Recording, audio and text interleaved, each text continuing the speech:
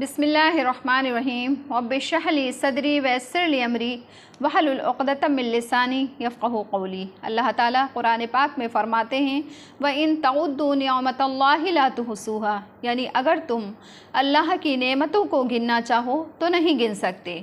इंसान अगर पूरी दुनिया को छोड़कर अपने ऊपर ही नज़र डाले तो उसे मालूम हो जाएगा कि उसका अपना ख़ुद का वजूद ही एक आलम असग़र है, छोटी दुनिया है जिसमें आलम अकबर के सारे नमूने मौजूद हैं।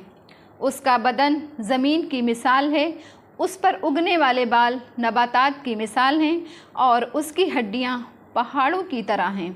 उसके बदन की नसें जिसमें खून दौड़ रहा है वो ज़मीन के नीचे बहने वाले चश्मों और नहरों की मिसाल हैं।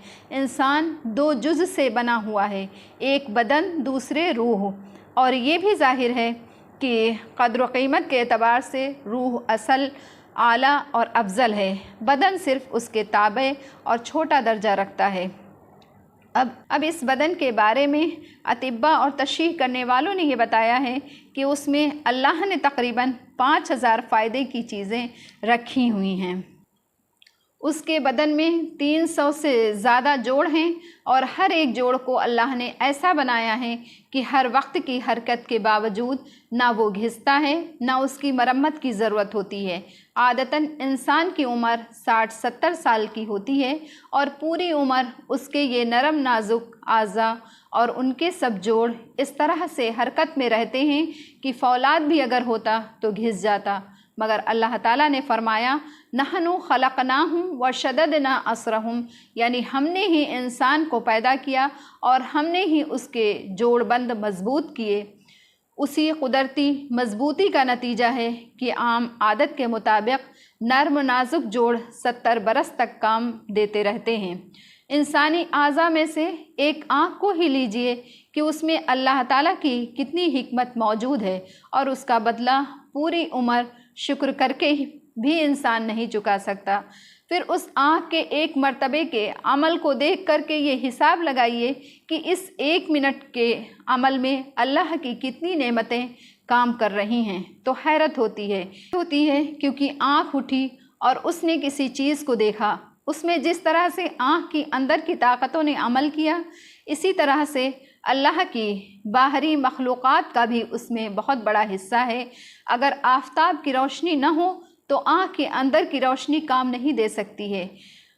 आफ़ताब के लिए भी एक फ़िज़ा की ज़रूरत होती है। इंसान के देखने और आँख को काम में लाने के लिए ग़िज़ा, हवा वग़ैरह की ज़रूरत होती है, जिससे मालूम हुआ कि एक मर्तबा नज़र उठकर जो कुछ देखती है उसमें आम आलम की ताकतें काम करती हैं। ये एक मर्तबा का अमल हुआ। फिर आँख दिन में कितनी मर्तबा देखती है और साल में कितनी मर्तबा, उम्र में कितनी मर्तबा, ये ऐसा सिलसिला है कि जिसको शुमार नहीं किया जा सकता है। इसी तरह से कान, ज़ुबान, हाथ पाँव के जितने काम हैं इन सब में पूरे आलम की क़ुव्वतें शामिल हो कर के काम पूरा होता है।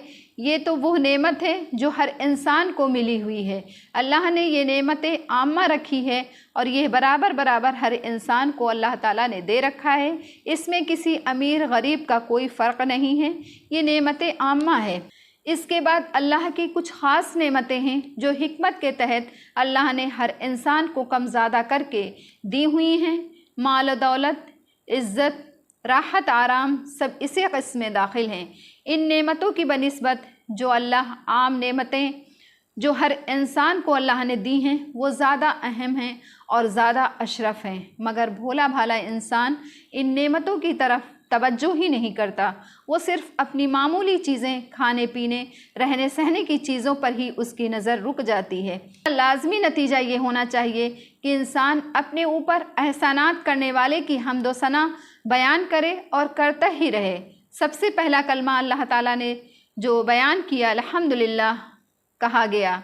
अल्लाह की हम्द व सना को इबादत में बहुत बड़ा दर्जा दिया गया है। रसूलुल्लाह सल्लल्लाहु अलैहि वसल्लम ने इरशाद फरमाया कि जब अल्लाह अपने किसी बंदे को कोई नेमत अता फ़रमाए और वो उस पर अल्हम्दुलिल्लाह कहे तो ऐसा हो गया कि गोया उसने जो कुछ लिया है उससे अफजल चीज़ उसने दे दी है।